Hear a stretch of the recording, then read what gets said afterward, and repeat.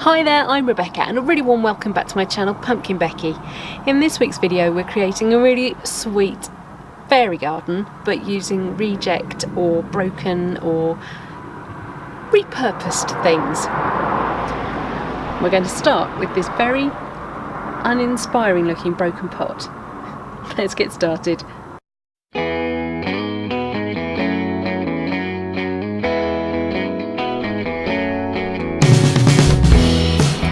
Before we get going on the video proper, I just wanted to announce, I don't know if anybody had realised, my channel is a whole year old and I can't tell you how excited I am about that and proud of myself that I've managed to keep going for a whole year. To celebrate,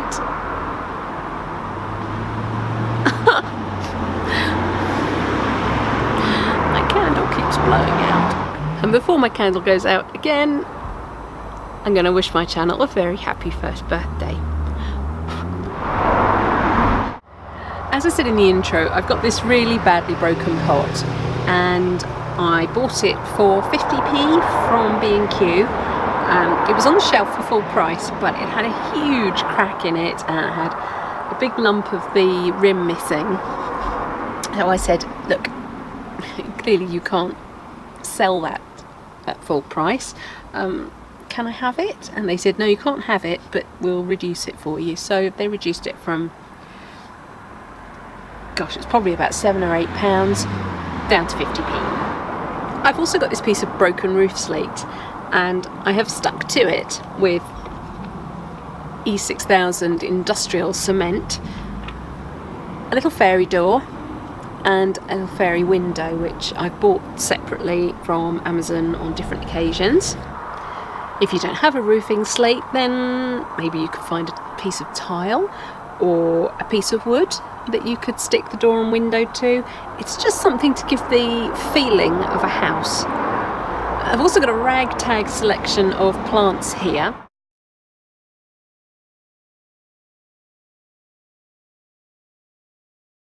And they're mostly things like cuttings that I haven't been able to use yet this year. This is one of the scented Nemesia that I bought, and it's called rhubarb and custard, but it doesn't smell of rhubarb and custard.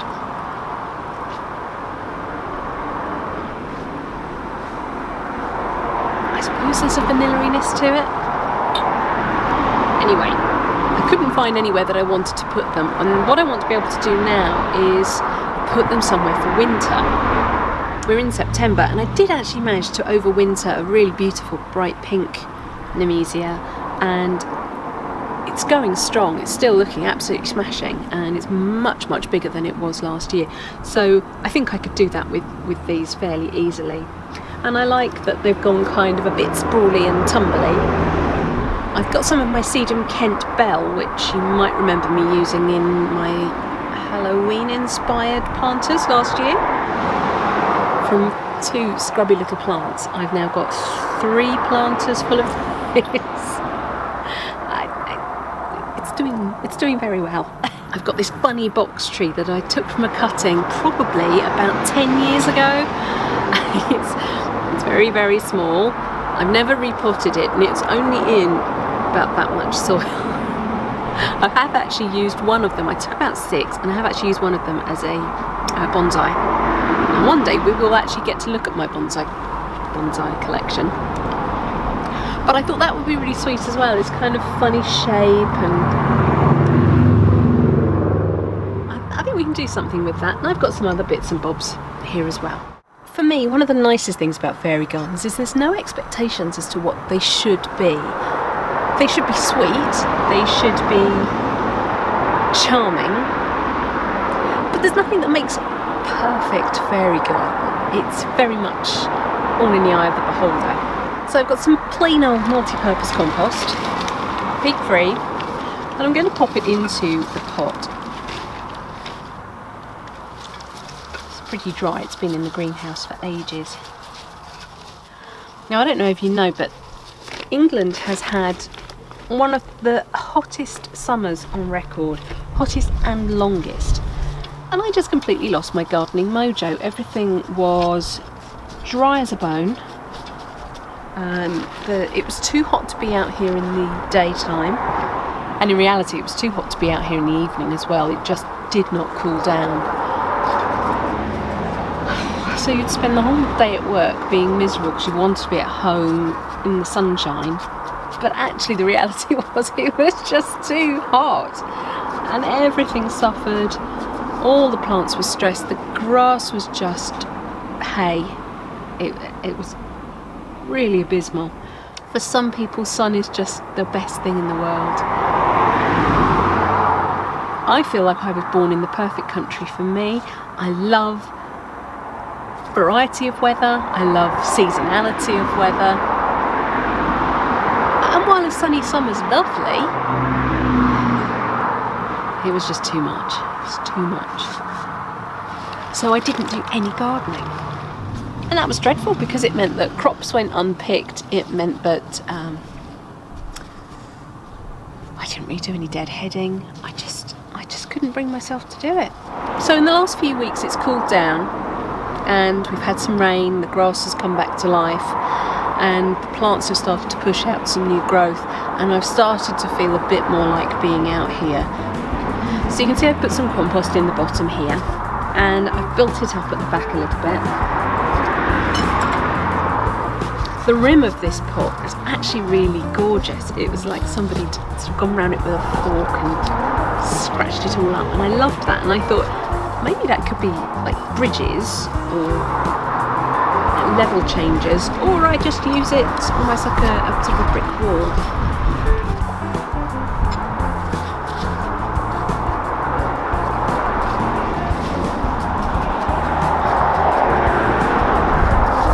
So that piece of rim will just sit in that gap there, and actually I've got a gap here which I could pop some more soil down into, and I could put some sempervivum into that.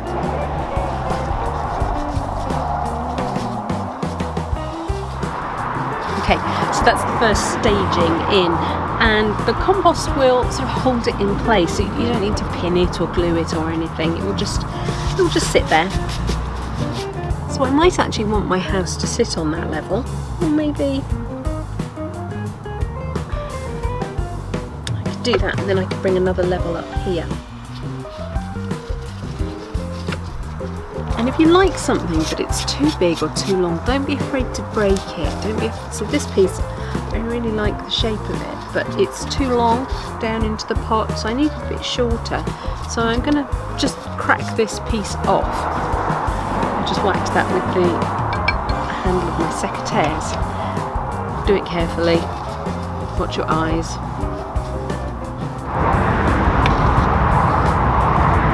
It's your fairy garden. So say nothing's right or wrong.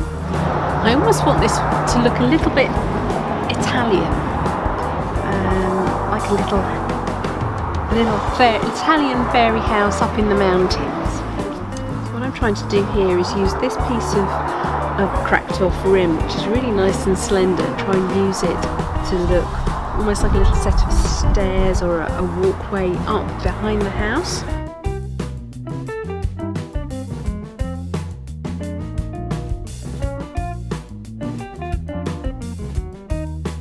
You see how that's starting to come together? So I've got another piece just wedged up here. It's going to help support it. What I want this to look like is almost like a handrail coming up the side. And don't worry if angles don't look quite right. This is for fairies after all. They've got wings, they can fly.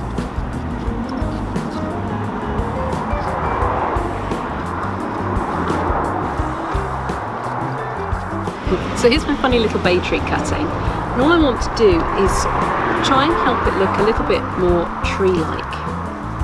So I'm going to start shortening some of the stems and branches. It's actually quite a good time of year to be doing this with box. The rule with bonsai is that the closer together the nodes are, the better. The more tree-like it will look, the more refined it will look. So where this year's growth has started to stretch out, get longer, the distance between the leaves is getting longer and longer. nip that back, and it will encourage it to put out new growth. And that new growth will be tighter and smaller. And don't be afraid of cutting, because particularly box recovers really well and responds really well to being pruned. I'm probably being a bit heavy-handed with these great secateurs, but you could always go for something a bit smaller.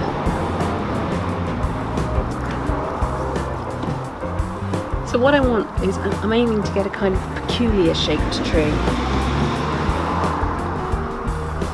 Something that looks like it's been up in the Italian mountains for years.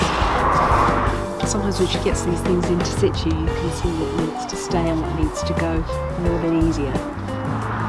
I've got here a couple of little bits that I pulled up from George's garden. I've got the Iridian Profusion and a little tiny toe flax whose name I can never ever remember. I'm going to kind of tuck those in.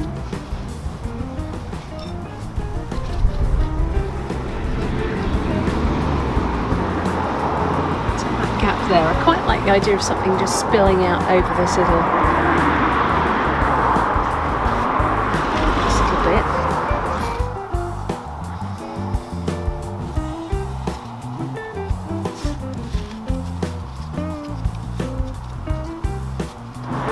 So you'll see I've had to actually treat this little bay tree like a bonsai and reduce the root quite a lot.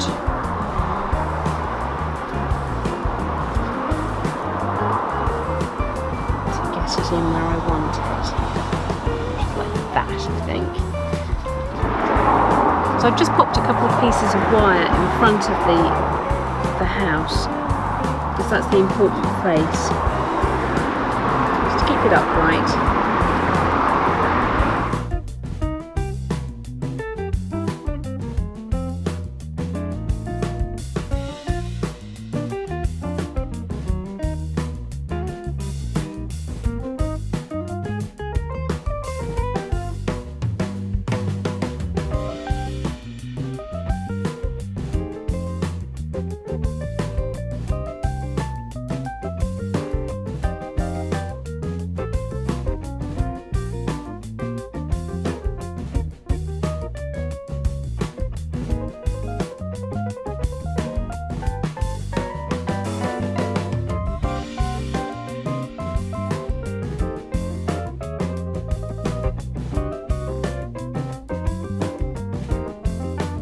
So I put some sedum in here, and I put some sempervivum in here.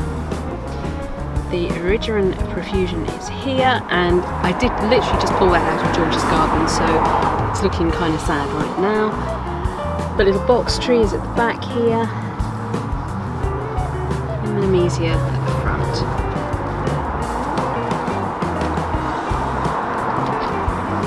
It's really starting to come together now.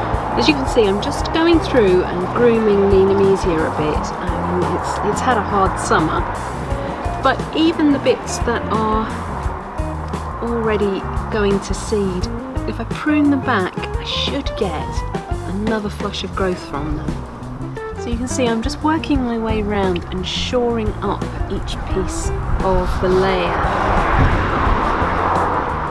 The trouble I've got is that the compost is wanting to just keep falling down, down, down, down, down. But if I just keep adding in bits of broken pot, I can support it all. What I'm actually going to do is cut some pieces of cane.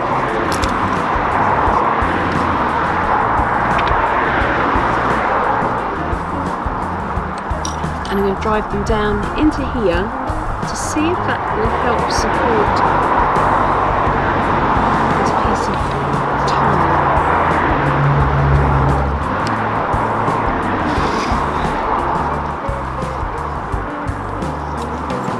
I can do it carefully. You may not notice it.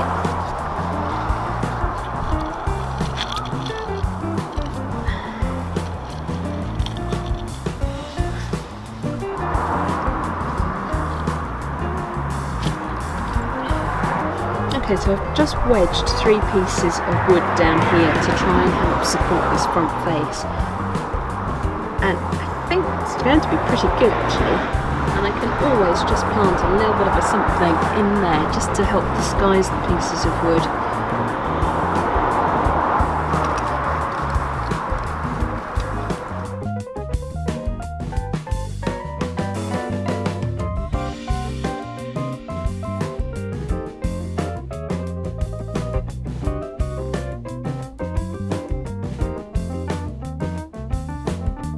So there we go, that's my new fairy garden all done.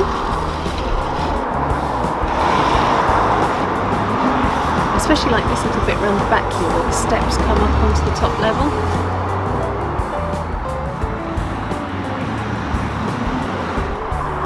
And with my little bonsai-esque bay tree and my Nemesia are a couple of little impatiens that didn't have a home. So there we go, my little rustic Tuscan fairy garden, its own bridge to gain entry. It's a bit of fun, and it just goes to show that even a really truly broken pot can be useful. Right, that's it for this week's video. Thank you so much for watching. I hope you enjoyed it, and hopefully it gets me back into the swing of proper gardening. Please remember to rate, share and subscribe to me here on YouTube, and until next time, bye! And my candle's gone out.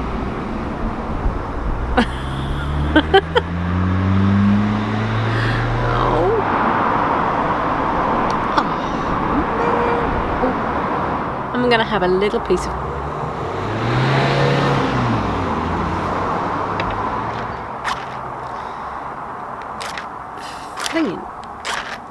flying it. Seriously?